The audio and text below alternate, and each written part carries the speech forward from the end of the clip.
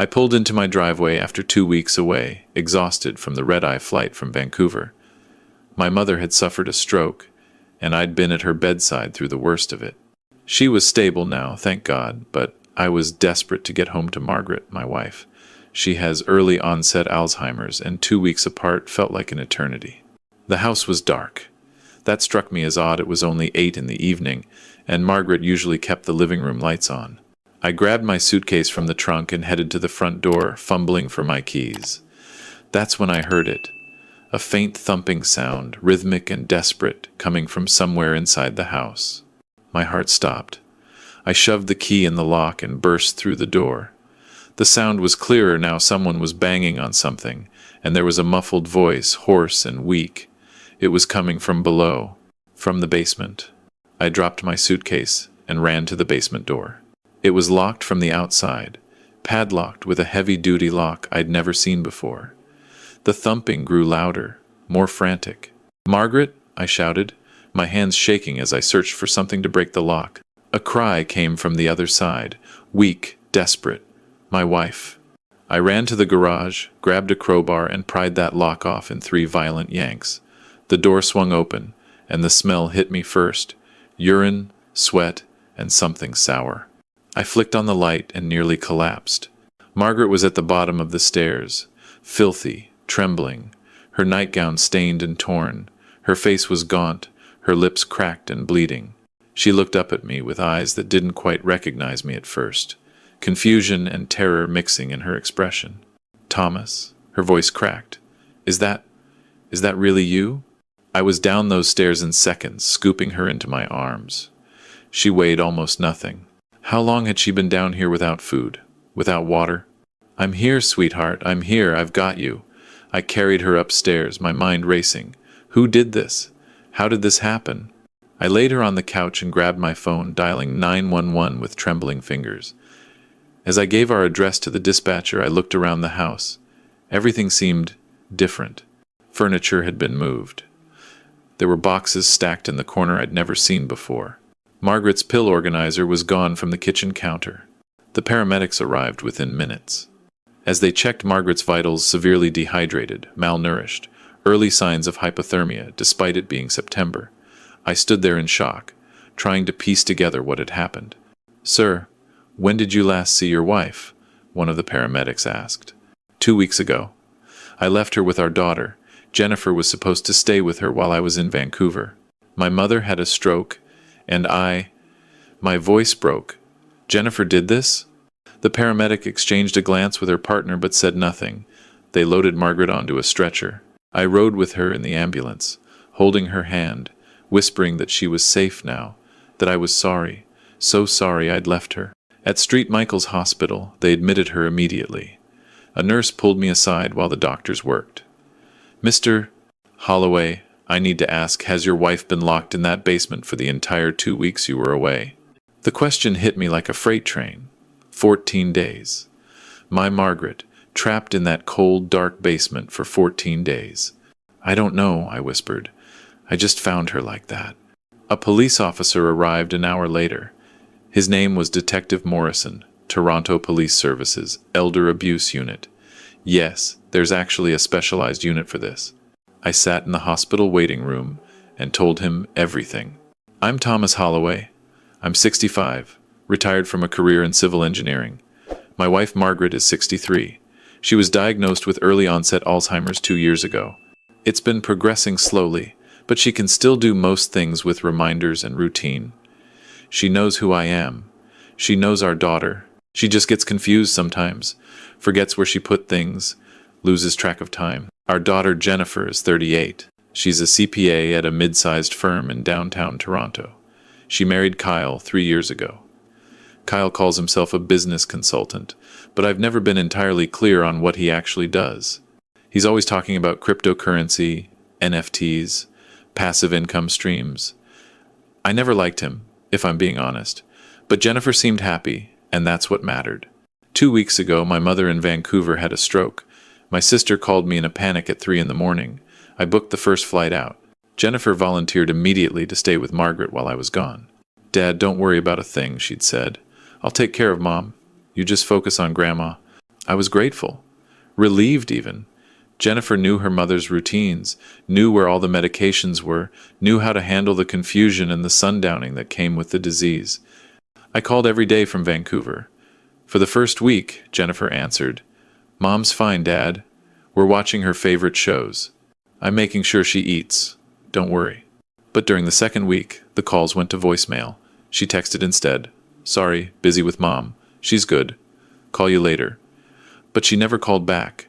I tried calling Margaret directly, but her phone went straight to voicemail too. I told myself it was fine. Jennifer had it under control. My mother needed me. I stayed in Vancouver. Detective Morrison listened to all of this, taking notes. Then he asked the question that made my blood run cold. "Mr. Holloway, during those 2 weeks, did you give your daughter power of attorney over your wife's affairs?" "No, absolutely not." "Did your wife sign any documents that you're aware of?" "Not that I know of." "Why?" He closed his notebook. "We'll need to investigate further, but Mr. Holloway, this appears to be more than just neglect. We'll be in touch." Margaret stayed in the hospital for 3 days. They rehydrated her, treated her for malnutrition and exposure, and ran a battery of tests.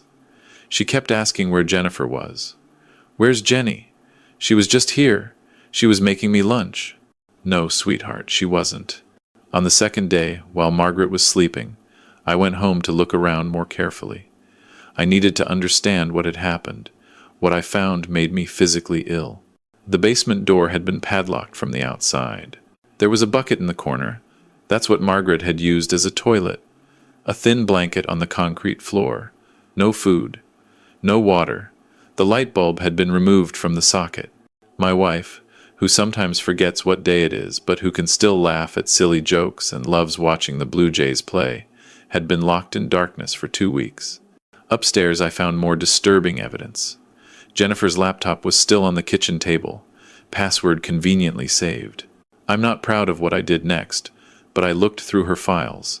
What I found was methodical, calculated, evil. There were scanned documents, power of attorney papers, with Margaret's signature, real estate documents, bank statements, and a file labeled Investment Opportunity, Kyle's Fund. I sat there for an hour, reading through everything, my hands shaking so hard I could barely click the mouse. Here's what they'd done. The first week I was gone. Jennifer had taken Margaret to a lawyer's office, some sketchy notary in Scarborough, not our family lawyer. She'd had Margaret sign POA documents, using her Alzheimer's confusion to convince her it was just paperwork for Dad. The notary apparently didn't ask many questions. Margaret's signature was shaky, but recognizable. With that POA, Jennifer had accessed our bank accounts. She'd withdrawn $75,000 from our savings money we'd carefully set aside for Margaret's future care as her Alzheimer's progressed. She'd also taken out a home equity line of credit against our house for another $100,000. We'd owned our home in Leslieville outright for 20 years. Now we owed the bank $100,000. All that money, $175,000, had been transferred to something called Thornhill Capital Management. 3 clicks later, I discovered that Thornhill Capital was Kyle's company, a numbered corporation registered just 6 months ago. Its business? Cryptocurrency investment and blockchain consulting. In other words, Kyle was running some kind of crypto scheme, and they'd used my wife's confusion and my absence to fund it. But here's the part that made me want to vomit. They couldn't let Margaret talk to me. If I'd called the house, Margaret would have told me something was wrong. Even with her Alzheimer's, she'd know something wasn't right. So they needed to keep her quiet. Their solution? Lock her in the basement. I found a text exchange between Jennifer and Kyle from day 3. Kyle: "She keeps crying for your dad. This isn't going to work." Jennifer: "She'll forget. Give it another day. The confusion helps." Kyle: "What if someone checks on her?" Jennifer: "Who? Dad's in Vancouver. Mom's friends haven't visited in months because of her condition. We're fine." They'd planned this. They'd knowingly locked a confused, vulnerable woman in a basement to steal her life savings. I called Detective Morrison immediately. He came to the house with 2 other officers.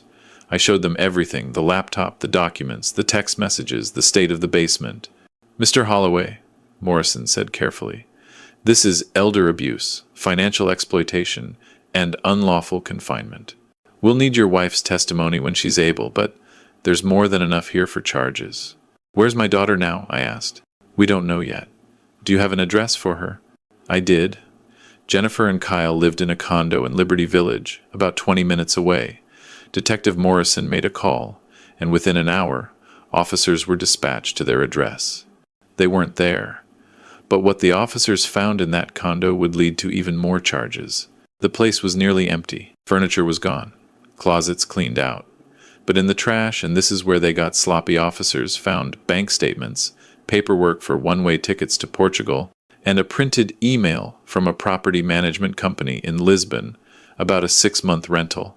They were planning to run, take the money, and disappear to a country with no extradition treaty for financial crimes. But they'd left too much evidence behind, and they'd underestimated how quickly I'd return. My mother's recovery was faster than expected, and I'd come home 3 days earlier than originally planned. If I'd stayed in Vancouver for the full 2 weeks as planned, Margaret might have died in that basement. Jennifer and Kyle would have discovered her body, played the devastated daughter, and been on a plane to Lisbon before anyone asked questions. Detective Morrison was blunt about it. Your early return saved your wife's life. That realization that my daughter, the little girl I'd taught to ride a bike, who'd cried in my arms when her goldfish died when she was 7, had been willing to let her own mother die for money. I couldn't process it. The manhunt began. Toronto police issued warrants for Jennifer and Kyle. Their faces were on the news within 48 hours. Daughter and son-in-law wanted in elder abuse case. The media had a field day. My phone wouldn't stop ringing, reporters, neighbors, people from my old workplace reaching out. I ignored all of it. My focus was Margaret. She was released from the hospital on day 4, still weak but recovering physically. Mentally, though, she was confused. She kept asking where Jennifer was. Is Jenny coming for dinner? She'd ask. No, sweetheart. Not tonight. Did I do something wrong? Why won't she visit? How do you explain to someone with Alzheimer's that their daughter is a monster, that the woman she gave birth to, raised, and loved had locked her in a basement to steal from her? I couldn't.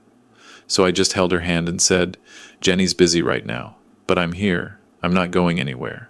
On day 6, Jennifer and Kyle were arrested at Pearson Airport. They'd tried to board a flight to London, England, their first stop before connecting to Portugal.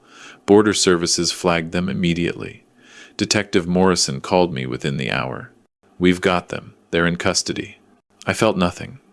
No relief, no satisfaction, just emptiness. The charges came down like a hammer.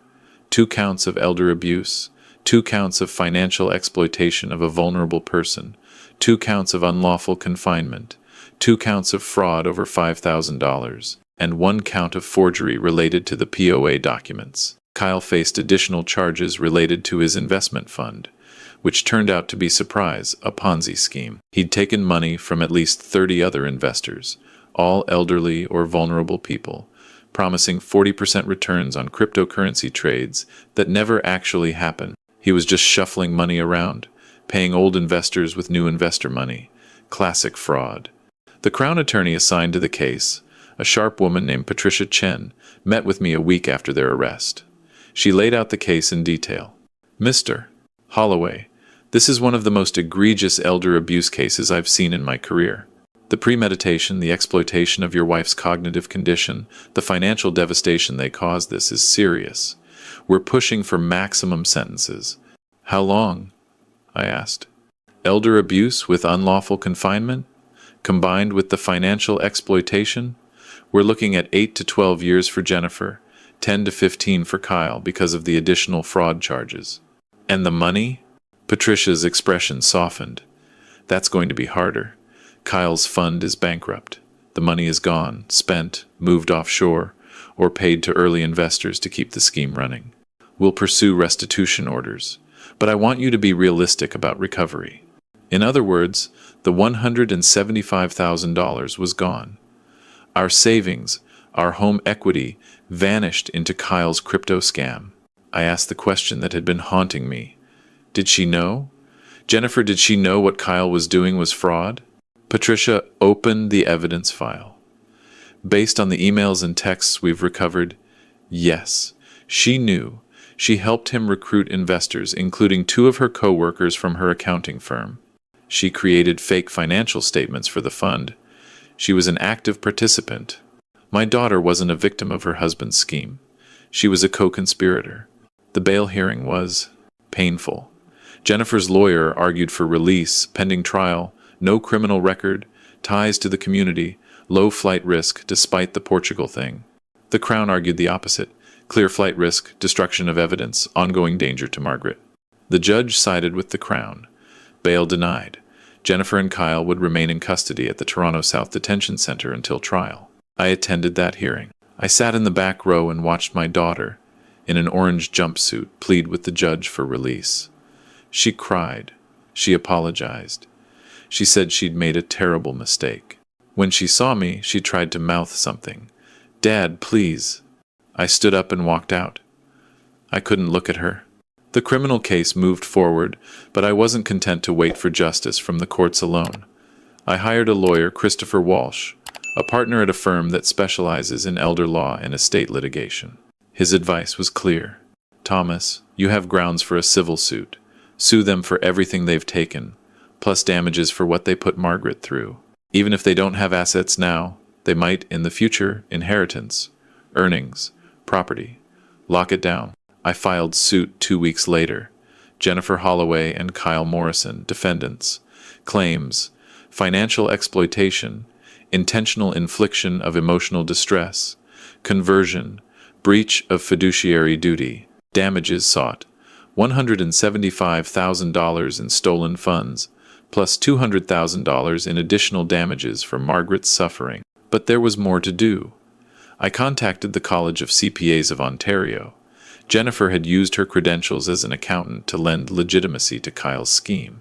Her co-workers from the accounting firm had trusted her professional judgment. She'd violated every ethical standard of her profession.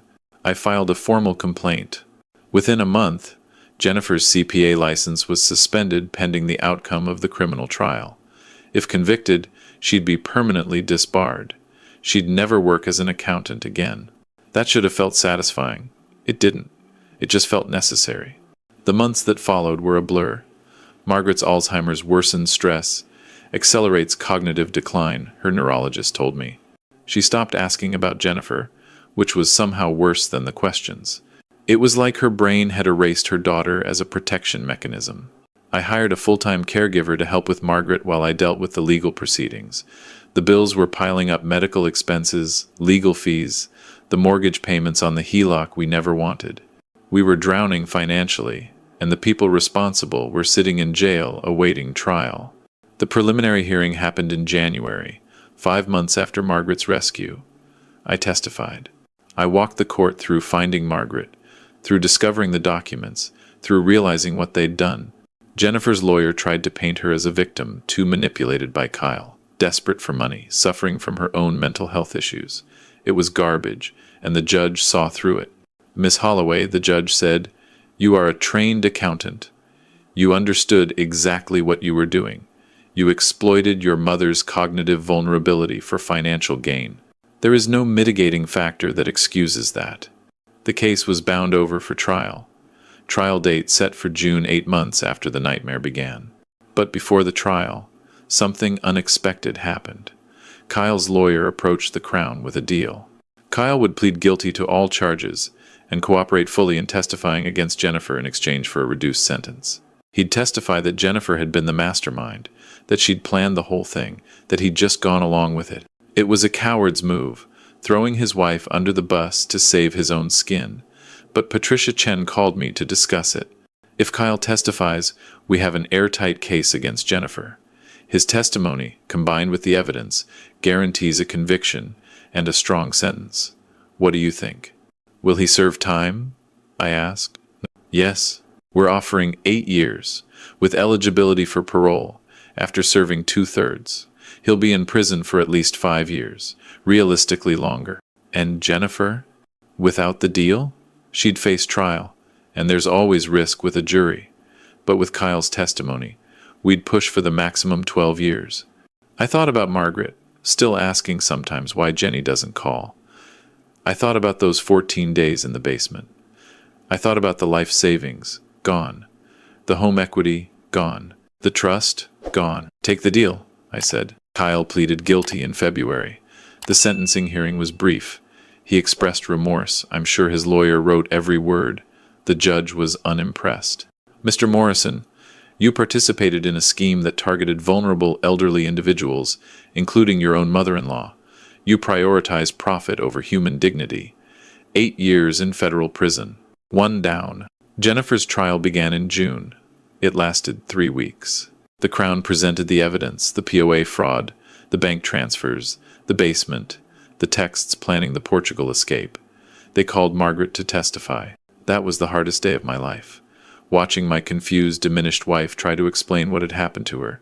She kept getting mixed up, forgetting details, asking if she could go home.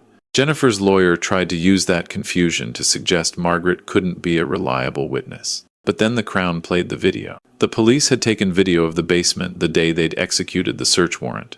That dark, cold space. The bucket. The thin blanket. The scratches on the door where Margaret had tried to claw her way out. The jury watched in silence. 2 of them were crying. Kyle testified next. He laid out the entire scheme, how Jennifer had approached him with the idea, how she'd researched the POA laws, how she'd found the notary who wouldn't ask questions, how she'd planned the timeline around my trip to Vancouver. It was all her, he said. I just did what she told me to do. Even if that was partly self-serving, the evidence backed it up. Jennifer's laptop showed she'd been researching power of attorney, elder exploitation, and countries without extradition weeks before my mother's stroke. She'd planned this. Jennifer took the stand in her own defense. It was a disaster. She tried to claim she'd been trying to help us, that Kyle had manipulated her, that she'd never meant to hurt anyone. The Crown destroyed her on cross-examination. Miss Holloway, you texted your husband. She'll forget. Give it another day. The confusion helps. You were referring to your mother. What were you hoping she'd forget? Silence. Miss Holloway, you locked your mother in a basement without food or water for 14 days. You stole her life savings. You planned to flee the country. And you want this court to believe you never meant to hurt anyone? Jennifer broke down crying. The jury was unmoved. Deliberations took 4 hours. Guilty on all counts. Sentencing was 2 months later. I submitted a victim impact statement, 5 pages, detailing what this had done to Margaret, to me, to our lives. How we'd lost not just our money, but our sense of safety, our trust, our family. Margaret tried to submit one too, but her Alzheimer's made it impossible.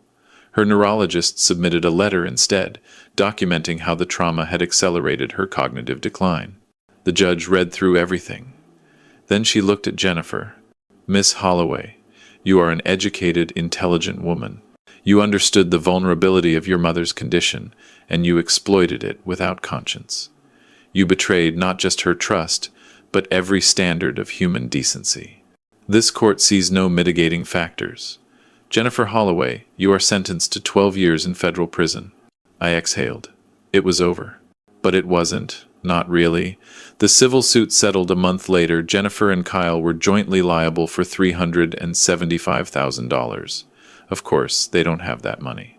The court put liens on any future assets, wages, or inheritance. If they ever have anything, we'll get it. But realistically, we'll never see that money.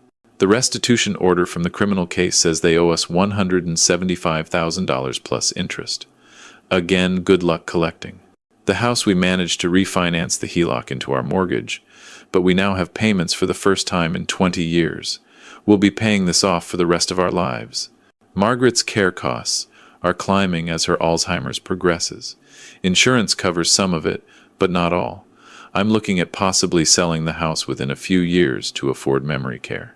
Jennifer is at Grand Valley Institution for Women, about an hour west of Toronto. She'll be eligible for parole in 8 years.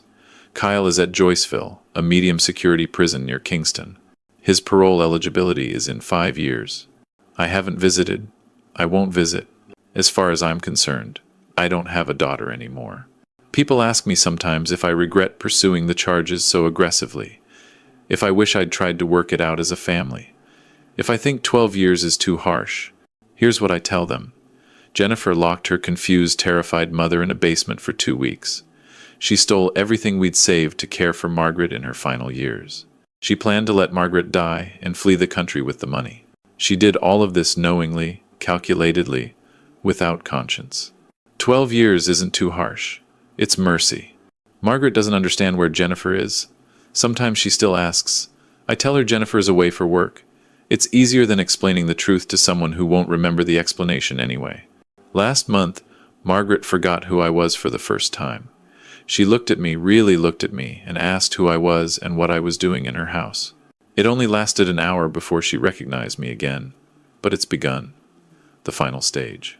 I think about that sometimes, how Jennifer stole not just our money, but our time. The time Margaret and I had left before the Alzheimer's took her completely. We should have spent those 2 weeks together. Instead, Margaret spent them in hell. That's what I can't forgive. The money can be replaced, eventually. The house can be sold. But those 14 days, and all the days after that were stolen by stress and trauma and fear, those are gone forever. So no, I don't regret the 12 years. I'd do it again. Justice isn't about revenge, it's about accountability. It's about saying, loudly and clearly, that some things are unforgivable. My daughter learned that the hard way. I hope everyone watching this story learns it the easy way. Your family's trust is sacred. Break it, and don't be surprised when the consequences break you in return. As for me and Margaret, we're still here, still fighting, still together. That's more than Jennifer wanted for us, and it's more than she'll have for the next 12 years. And honestly, that's the only justice that matters.